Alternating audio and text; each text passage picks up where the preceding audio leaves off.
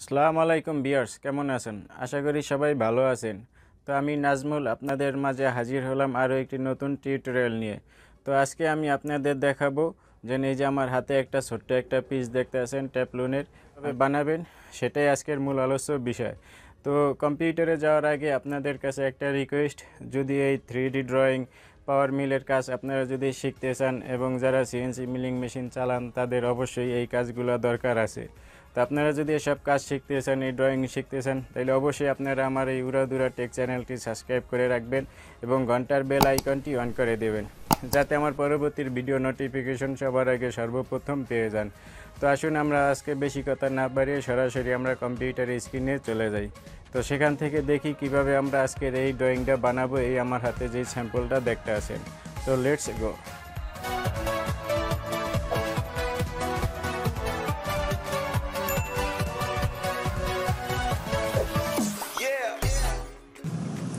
তো ভিউয়ার্স, আমরা এখন সরাসরি চলে আসছি পাওয়ার শেপ 2020-2020-তে। তো আমরা এখন দেখব, আপনারা আমার হাতে যেই ছোট্ট একটি পিস দেখছিলেন অ্যালুমিনিয়ামের ট্যাবলুনের, আমরা এখন সেই ড্রয়িংটা এখন বানাবো। এটা পাওয়ার মিল থেকে আপনারা প্রোগ্রামিং করে এই পিসটা আপনারা CNC মিলিং মেশিন থেকে বানাইতে পারেন। তো আসুন আমরা কথা না বাড়িয়ে সরাসরি কাজে চলে যাই। তো আমরা প্রথমে এখানে ওয়্যার ফ্রেমে যাব।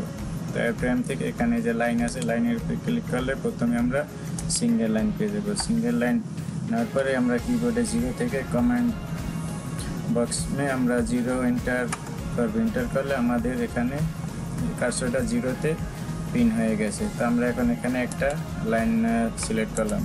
তো লাইন সিলেক্ট করার পরে আমরা এটা লেংথ দেব 40 মিলি, 40 মিলি। তো আমরা এটা সিলেক্ট থাকা অবস্থায়, তো আমরা একটু জুম করে বড় করে নিলাম। তারপরে আমরা এটা সিলেক্ট থাকা অবস্থায় আমরা এডিটে যাব। এডিট থেকে আমরা অফসেটে, তো অফসেট থেকে এটা আমরা আবার 40 মিলি দূরত্বে আর একটা লাইন নেব। ঠিক আছে, তো 40 মিলি দূরত্বে আমরা আর একটা লাইন নিছি, কারণ এটা স্কোয়ার আপনার সমান সমান 40-40 এটার সাইজ। তো এখন আমরা এখান থেকে আবার সিঙ্গেল লাইন সিলেক্ট করে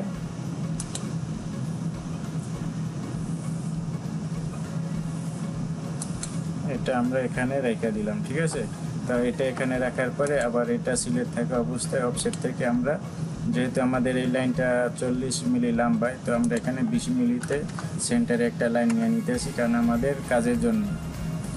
তো বাস, এই লাইনটা যদি আপনি এখন চান ডিলিট করে দেবেন, এটা ডিলিটও করতে পারেন, কোনো সমস্যা নাই। তো মাঝখানে লাইনটা সিলেক্ট করলাম। মাঝখানে লাইনটা সিলেক্ট করার পরে তো আমাদের মাঝে যে শেপটা আছে এটা আমাদের 12 মিলি। তো 12 মিলি নেওয়ার জন্য আমরা মাঝখানের এটা সিলেক্ট করার পরে এই অফসেট থেকে এখান থেকে আমরা 6 মিলি এদিকে দিলাম সেন্টার থেকে। তো 6 মিলি আবার এদিকে -6। ঠিক আছে, এরপরে এন্টার। তো দুই দিকে আমরা দুইটা লাইন নিয়ে নিলাম 12 মিলি। এখন কিন্তু 12 মিলি হয়েছে। তো আপনি যদি চান এই সেন্টারের লাইনটা ডিলিট করবেন, সেটাও করতে পারেন, কোনো সমস্যা নাই। তো আমরা মনে করেন এখানে রাখলাম, আপাতত ডিলিট করার দরকার নাই। তো মাঝখানে আমাদের একটা সার্কেলের মতন আছে মোটা, একটা 16 মিলি। ঠিক আছে, তো আমরা এখন আবার ওয়্যার ফ্রেমে গেলাম। এখান থেকে এই যে আর্ক সার্কেল এটাকে ক্লিক করলাম। তো এখান থেকে এই যে মিড পয়েন্ট সিলেক্ট করলাম। এখানে সিলেক্ট করার পর এটা এন্টার করে দিলাম। এরপরে আমরা এখানে এটা 16 মিলির ডায়ামিটার দিয়ে একটা লাইন আমরা সার্কেল এখানে বানায় নিতে আসি আমাদের সুবিধার জন্য আর কি। তো এই যে আমরা এটা বানাই নিলাম।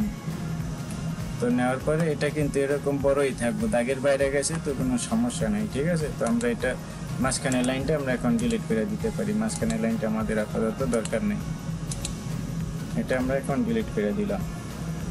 তো ডিলিট করার পরে এই যে এই লাইন থেকে আমরা 4 মিলি ভিতরে আর একটা লাইন নেব। ঠিক আছে, ভিতরের দিকে। তো আমরা আবার এডিট থেকে অফসেট থেকে এটার ভিতরে দিয়ে দিলাম। তো এখান থেকে আমরা 4 এন্টার করলাম। তো 4 মিলিতে আর একটা লাইন ক্রিয়েট হয়ে গেল। তো সেম হুবহু এদিকে আমাদের আর একটা লাইন এরকমই নিতে হইব 4 মিলিতে। তো অফসেট দেওয়ার পর এখানে 4 এন্টার, তো 4 মিলি। ঠিক আছে, তো এখন আপনি যদি চান এই লাইনগুলো আপনি একাত্র করে দিবেন, একাত্র করে দেন। ওয়্যার ফ্রেম থেকে সিঙ্গেল লাইন, এখান থেকে যে কোনো এক দিক থেকে আপনি এটারে দুইটা দিতে পারেন, ঠিক আছে, লাগাই দেন। তো এখান থেকে এখানে, আবার এখান থেকে এখানে, তো এই যে, তো আমরা এখন লাগাই দিলাম। এখন দেখতে কিন্তু আমাদের মডেলটার মতন মোটামুটি হয়ে গেছে, ঠিক আছে। তো এখন আমরা একটু কাট চেক করে নিই। তো আমরা এখানে আমার এডিটে যাবো, এডিট থেকে এই যে ইন্টারঅ্যাক্টিভ, এই যে আমার মাউসটা দেখতেছেন, এখানে ক্লিক করবেন। এখানে ক্লিক করার পরে আমরা এই মাঝখানের এই লাইনটা আমরা কেটে দিতে পারি, ঠিক আছে। এই যে এইটা এইটা এইটা, এই যে দেখেন আমরা কেটে দিলাম, মাঝখানে আমাদের কিন্তু একটা শেপের মতন হয়েছে। তারপরে আমরা এই যে এইটারও কেটে দিই, এই লাইনগুলো আমরা এখন কেটে দিই, ঠিক আছে। এইগুলো আমাদের এখন দরকার নেই। এই যে বাস, এখন কিন্তু আমাদের মনে করেন শেপটা কিন্তু হয়ে গেছে অতি মনে করেন অল্প সময়ের ভিতরে। এখন আপনি পুরোটা সিলেক্ট করতে পারেন অথবা কাট করতে পারেন। তো আমি তো ইজিলি সিলেক্ট করলাম। তো আসুন আমরা দেখি কার্ভ কীভাবে করবেন। তো এখানে মনে করেন কম্পোজিট কার্ভ করার জন্য আমরা একটা লাইন সিলেক্ট করলাম। সিলেক্ট করার পর ওয়্যার ফ্রেমে গেলাম, এখান থেকে এই যে কম্পোজিটিভ কার্ভ এটারে সিলেক্ট করলাম। সিলেক্ট করার পরে এখানে আপনি ক্লিক করবেন, এই যে পুরো লাইনটা কিন্তু সিলেক্ট হয়ে গেছে। এরপর এখান থেকে সেভে দিবেন, এরপরে এক্সিট, ঠিক আছে। এটা দেওয়ার পরে আমরা এখন আবার সলিডে যাব। সলিডে যাওয়ার পরে এই যে এখানে এক্সট্রুড দেখতেছেন, আমরা এখন এটারে সলিড করে নিব। তো এক্সট্রুড করলাম। তো ভিউয়ার্স, তো আমরা দেখেন কত সহজে কিন্তু আমরা আমাদের মডেলটা বানিয়ে ফেলাইছি। এটা কিন্তু এখন অনেক বড় আছে, তো কোনো সমস্যা নেই। বড় থাকলে আমরা এটার এখন ছোট করে নেব। আমাদের যে সাইজ আছে সাইজ অনুযায়ী, এটা আমাদের থিকনেস আছে আপনার 9 মিলি, ঠিক আছে। তো আমরা এটার উপরে ডাবল ক্লিক করলাম। ডাবল ক্লিক করার পরে যে একটা নতুন উইন্ডো ওপেন হয়েছে, তো এখান থেকে আমরা লেন্থ 9 মিলি, ঠিক আছে। 9 মিলি দেওয়ার পরে ওকে, এই যে দেখেন এখন কিন্তু ছোট হয়ে গেছে। দেখেন এখন কিন্তু কত সুন্দর হয়েছে আমাদের পিসটা, ঠিক আছে না। দেখতে এখন কিন্তু সেম আমার হাতে যে পিসটা দেখছিলেন একবারে বিকল সেরকম। এরপরে এখানে মাঝখানে একটা সেন্টার আছে, ডিল আছে সেন্টার। তো আমরা এখানে মাঝখানে একটা ডিলের লাগাই দিতে আসি। তো এখানে সার্কেল সিলেক্ট করে এখানে ইনপুট করলাম। ইনপুট করার পরে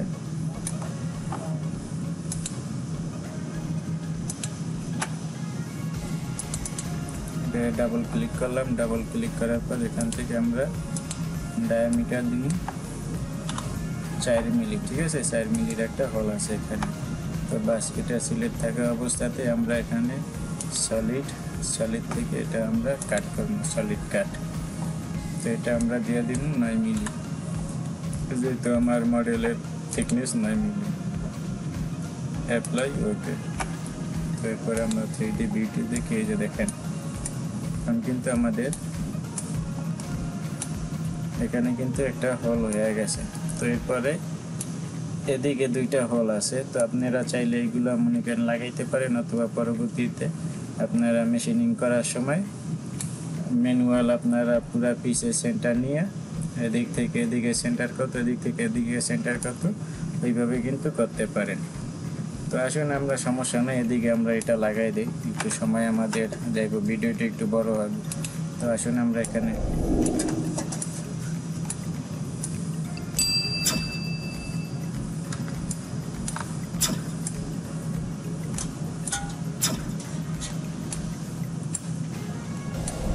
তো আমরা আবার এখান থেকে এখান থেকে আমরা একটা সিঙ্গেল লাইন নিলাম এখান থেকে এই জায়গায়, ঠিক আছে।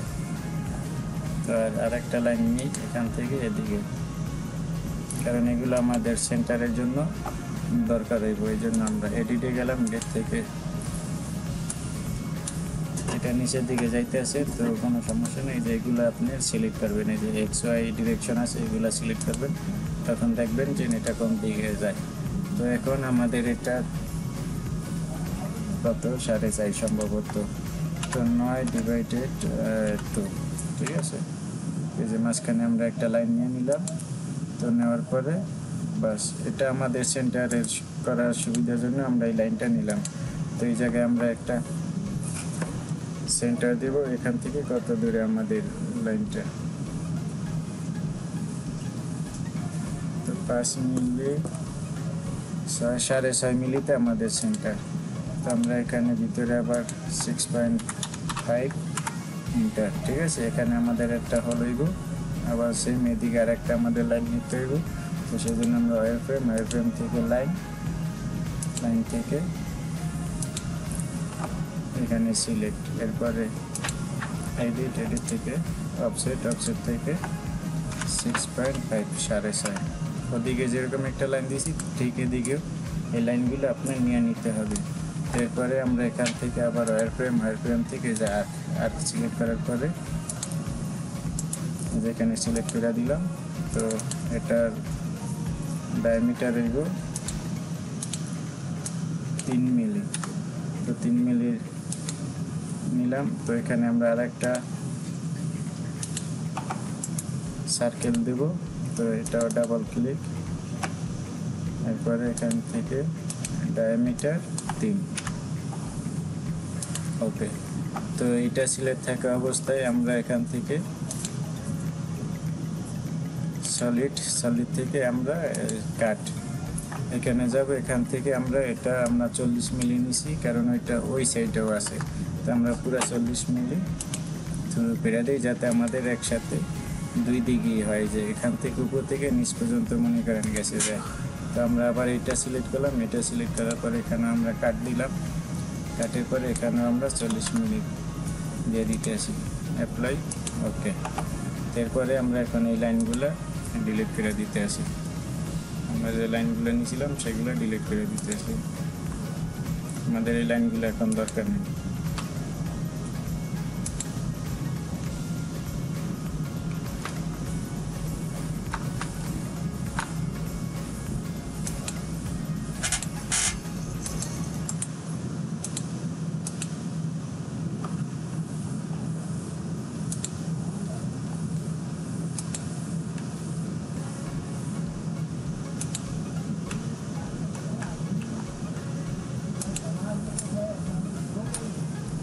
এই যে দেখেন, এখন কিন্তু আমাদের হলগুলা কিন্তু সব দিকে হয়ে গেছে।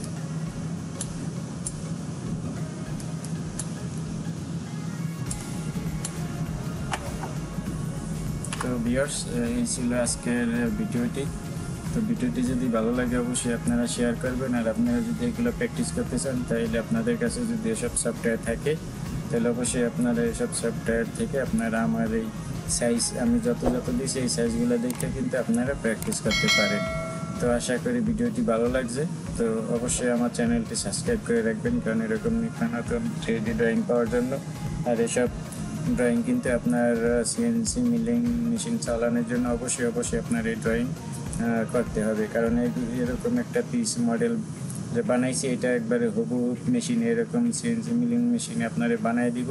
আপনি যদি ওখানে মেটেরিয়াল লাগাই এরকমভাবে একটা পিস বানাইতে চান, তাহলে অবশ্যই আপনার কিন্তু এরকম ড্রয়িং প্রথমে পাওয়ার শেপ থেকে বানায়, তারপর এটা পাওয়ার মিলে শিফট করে ওখান থেকে প্রোগ্রাম বানাইয়া মেশিন চালাইতে হবে।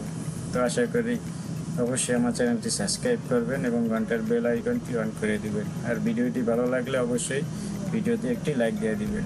তো আজকে এই পর্যন্তই, দেখা হবে আবার অন্য কোনো পরবর্তী ভিডিওতে। আল্লাহ হাফেজ।